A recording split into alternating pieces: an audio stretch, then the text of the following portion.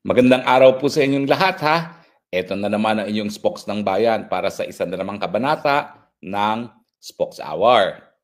Now, maraming salamat po dun sa mga tumangkilik ng ating naunang broadcast na ano na mangyari kay Tatay Digong.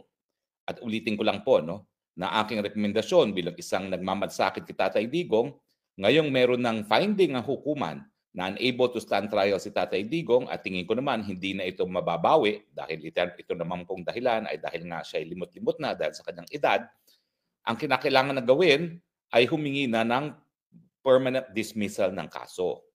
Now, ang problema, gaya na ating sinabi, sa Rome Statute, hindi gaya sa batas ng Pilipinas na yung kawalan ng abilidad na maintindihan ang mga paratang sa kanya at para gumawa ng depensa ay hindi basehan para ma-dismiss ang kaso. At kaya ang hinain ng abogado ni Tatay Digong ay hindi isang motion to dismiss. Kung hindi, para hindi tayo magkamali, basahin natin kung anong hinain nila. Ang hinain ay, nawala. It is to vacate, permanently vacate proceedings. No? Ibig sabihin, bagamat hindi siya mga didismiss o dahil wala ngang provision na dismissal ang kaso, kailangan itigil ang pagdinig dahil nga po wala na sa tamang pag-iisip ang Tatay Digong para harapin ang kanyang mga kaso. So ang kanyang hiningi ay that the proceedings be adjourned indefinitely. Okay? Ibig sabihin po niyan, hindi madi-dismiss pero hindi magtutuloy. Akusado pa rin si Tatay Digong. At dahil yan ang hiningi ng abogado ni Tatay Digong, ibig sabihin, hindi pa rin siya mapapalaya. At kung siya ay mapapalaya, it is by virtue only of yung tinatawag na interim release na kinakailangan merong tumanggap na bansa. Ang tanong, ano ba mga balakid sa pagkakaroon ng interim release ni Tatay Digong? Dahil ang hinihingi naman ay hindi dismissal, bagamat ulitin ko po ha, sa tingin ko may sapat na basehan sa Rome Statute para humingi ng dismissal. Ito po yung provision na ang Rome Statute ay dapat bibigyan ng interpretasyon na sang-ayon sa karapatang pantao at pangalawa, yung in the interest of justice, kung talagang hindi na kakayanin ang harapin ang pagdidinig dahil wala nang sapat na kakayahan, lalong-lalo na sa pag-iisip, kailangan talaga ma-dismiss na yan. Otherwise, it would become inhumane, no? And arbitrary detention. Kaya nga, sinabi ko na mukha namang sigurado na yung interim release na yan dahil kung mapapatuloy na nakakulong si Tatay Digong, sasabihin naman yan, that's arbitrary and unlawful detention already kasi hindi pa naman siya nagkakasala pero panghabang buhay na pagkakakulong na kung talagang hindi siya mapapalaya at mabibigyan ng interim release. So, anong balakid sa interim release? Well, alam niyo po, hindi kasama ngayon sa kulungan si Tatay Digong dito sa Dahig. Ang pangalan niya ay si Francien Kaguba. Sino si Francien Kaguba? Tignan natin ang larawan ni Francien Kaguba. Siya po ay isang Rwandan. Siya po ay negosyante na akusado sa pagbibigay ng pondo doon sa ginawang genocide laban sa Tutsis at sa mga moderate Hutus. Meron pong sinasabing mga 800,000 na mga kataong namatay dahil doon sa genocide na yon at ang ginamit ng genocide ay mga machete at mga itak. So talagang karumal-dumal ang nangyari dyan. Matapos pong magtago ng 20 taon, nahuli po siya noong 2020, 80 anyos na siya sa France at dinala nga dito sa Dahig sa Rwanda Tribunal. Ang nangyari kay Kaguba, nagkaroon nga ng determinasyon na wala na siyang sa tamang pag-iisip dahil sa Alzheimer's at sa dementia. Alam nyo, ang sabi naman ni Kaufman, hindi naman Alzheimer's yung Tatay Digong. No? Ang sabi niya, ang Tatay Digong ay significant cognitive deficiencies diagnosed by neuropsychologists that affect the former president's memory, his daily executive functioning, his visual constructive abilities, his orientation to place and time, while simultaneously limiting his capacity for complex reasoning. So hindi siya Alzheimer's, hindi siya dementia, kasi dementia po pwedeng wala ka na makilala. Itong si Kaguba, talagang extreme dementia, wala na siyang makilala. Meron kasing mga gwardiya na nakakausap natin dahil nais din natin malaman kung ano nangyayari kay Tatay Digong sa kulungan. Ang sabi nga nila, itong si Kaguba nakaupo na lang, nakatingin. palagi buong araw at wala nang kakilala. Meron lang siyang isang kakilala na hinaharap kapag bumibisita. Itong anak niya na Michelle ang pangalan. Otherwise, wala na siyang kahit anong reaksyon, kahit kanino pa. Nakakaawa po talaga. Kasama ni Tatay Digong. Ano ang nangyari sa kanya? Well, gaya ni Tatay Digong, nagkaroon ng determinasyon ng hukuman na unable to stand trial na nga dahil sa dementia at sa Alzheimer's. Mas malala talaga kay Tatay Digong. Ano nangyari? Nakakulong pa rin siya. Bakit? Unang-una, walang bansa na gustong tumanggap sa kanya by way of interim release. Pangalawa, at ito importante dahil hiningi rin ito ng abogado ni Tatay Digong, pati ang Netherlands kung nasaan ang kulungan, ayaw siyang tanggapin. Ang suma total, bagamat meron ng determinasyon si Kaguba na unable to stand trial, siya po'y nakakulong pa rin dahil walang tumanggap sa kanya by way of interim release at ayaw rin siyang palabasin ng kulungan ng Netherlands.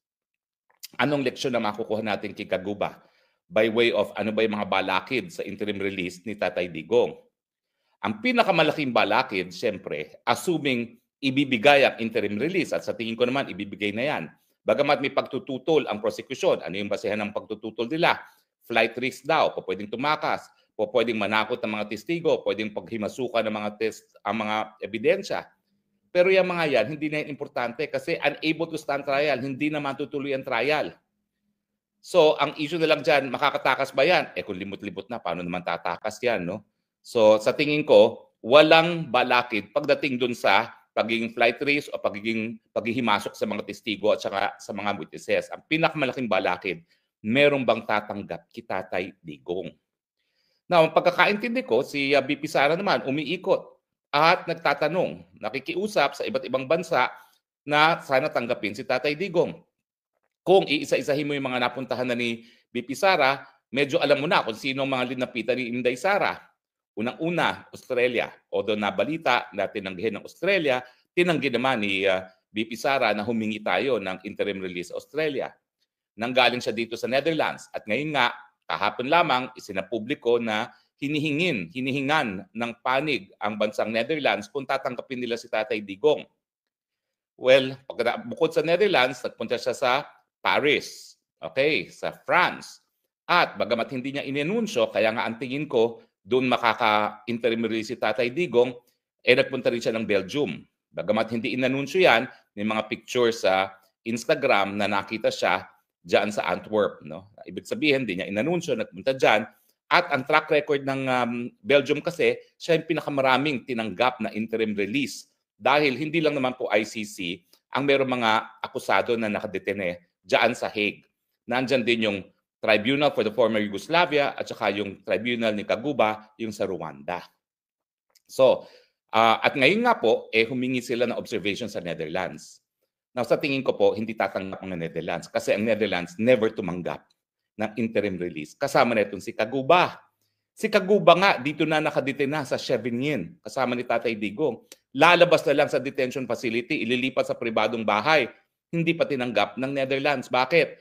Well, kasi nga, bilang host sa 3 tribunals, ayaw niya na talagang baka lahat ng mga akusado humingi na lang na interim release sa kanya dito, no, sa Netherlands. Siyempre, may gastos yan.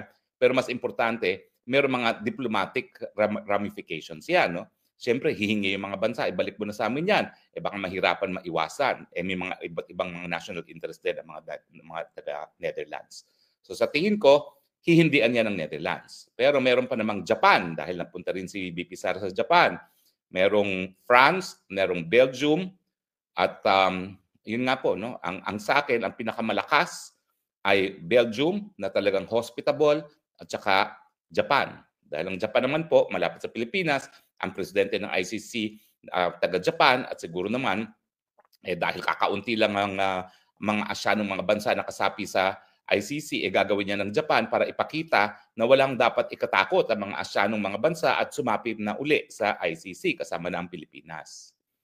So ang number 1 balakid, may tatanggap pa. Dahil kung walang tatanggap, pwedeng maging kapareho ang kapalaran ni PRRD ni Kaguba na wala na sa tamang pag-iisip, wala nang nakikilala, nakadete na pa rin kasi nga po sa international tribunals, walang motion to dismiss. At yan ang aking sinasabi naman. Magagalit na naman sa akin ng mga abogado, naghihimasok. Ako naman naghihimasok dahil nga sa malasakit kita, Tatay Digong. There should always be a first time. Hindi ibig sabihin na palibasang hindi ginawang basihan sa isang motion to dismiss ang unfitness to stand trial ay hindi na natin susubukan. Kasi itong nangyari kay Kaguba, ito ay paglabag sa karapatang pantao dahil siya ay nakakulong na hindi pa napapatunayan nagkakasala at panghabang buhay na siyang nakakulong. Kasi habang walang tumatanggap sa kanya, kasama na yung Rwanda, ayaw rin siya tanggapin ng Rwanda, na po pwedeng mangyari nga sa Pilipinas, kahit anong sabi ni Kaufman na kaya niya kausapin ng mga Marcoses, hindi yan tatanggapin ng Pilipinas at nagsalita na nga si Bersamin. Sa tingin ko naman, napakalapit ang relasyon niya kay Marcos na po pwedeng yan ang desisyon ni Marcos. Bakit naman niya tatanggapin sa Pilipinas ang pinakamalaking tinik sa kanilang ninanais na Marcos forever, di ba po? Kapag hindi natin sinubukan ang motion to dismiss sa lalong mabilis na panahon, baka po parehong kapalaran si Tatay Digong ni Kaguba. Forever nakakulong kasi nga po walang motion to dismiss on the basis of unable to stand trial, walang tumanggap by way of interim release, ayaw tanggapin ng Netherlands para makalabas siya ng kulungan, ayaw rin tanggapin ng kanyang inang bayan. Yan po ang pinakamalaking balakid kay Tatay Digong. Pero ako naniniwala naman ako na mayroong mga bansang tatanggap sa kanya. Bakit tatanggapin ng Japan? Well, gaya ng sinabi ko nga, yan ay one way na iniingganyo ng Japan bilang pinakamalaking donor ng pondo sa ICC yung ibang mga Asianong bansa na pag-isipan na maging miyembro muli ng ICC. Kasi kung hindi naman na matutuloy ang trial, pwede naman mamuhay by way of interim release sa Japan. At napakaganda naman ang pamumuhay sa Japan, bagamat ang pagkakakilala ko Tatay Digong, siyempre, mas gusto niyang umuwi sa Pilipinas. Ang Belgium, gaya ng aking sinabi, talagang napakadami na niya natanggap na interim release. Hindi lamang sa ICC, kung hindi sa mga iba-ibang mga tribunals ng Yugoslavia at ng Rwanda. At ganyan din ang France. So sa tingin ko naman, merong tatanggap at merong tatanggap. Pero dahil nais natin makauwi si Tatay Digong sa Pilipinas, wala naman pong mawawala kung susubukan natin na mag-file ng motion to dismiss because there is always a first. There's always a precedent na tinatawag. At sa tingin ko, yung mga probisyon na sinabi ko kahapon, unang-una yung probisyon na dapat ang Rome Statute ay binabasa at binibigyan ng interpretasyon na sang-ayon sa karapatang pantao. At pangalawa, yung lahat ng desisyon ng ICC ay dapat merong in the interest of justice. At saka pangatlo, yung pag-iiwas doon sa abuse of proceedings, So, ulitin po ang legal na basihan. First, basihan, although wala po talagang provision that would allow a motion to dismiss, an order dismissing with finality the case against a person unable to stand trial is pursuant to the right of a person to due process. Because if he will be continued to be under detention despite the fact he is unable to stand trial, that would already amount to arbitrary detention. At pangalawa, it would amount to abuse of proceedings if just because there is no provision for a motion to dismiss on the basis of inability to stand trial, an accused will not be given his liberty full stop. And of course, the dictates of justice, the interests of justice, and the dictates of humanity demand that if a person is unable to stand trial, dapat palayain. Pasensya na kayo nag-English ako kasi meron 5 mga news agencies na nag-request na kung ako daw ay magkokomentaryo, kung pwede, mag-English din ako paminsan-minsan nang magamit nila ang soundbite.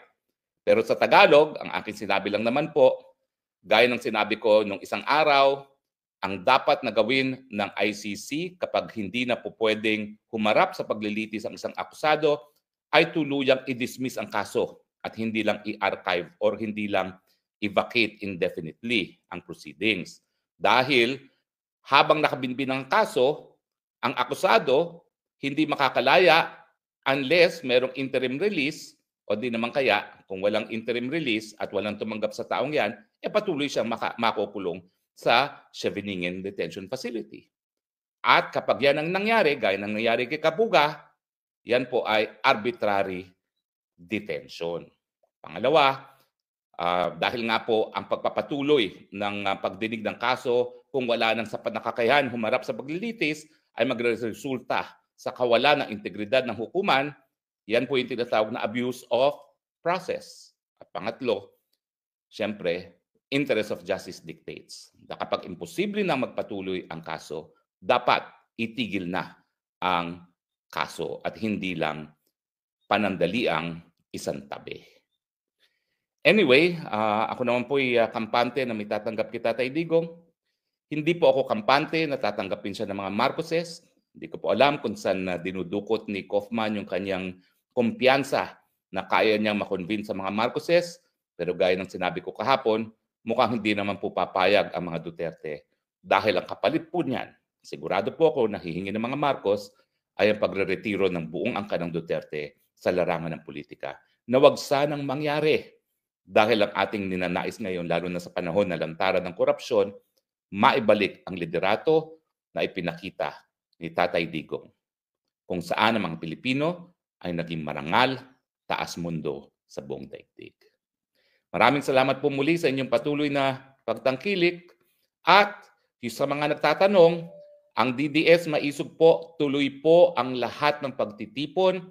Simula po yan ng 19 ng after office hours, alas 5 sa Amsterdam. Doon po yan sa dam. Meron po tayong prayer vigil.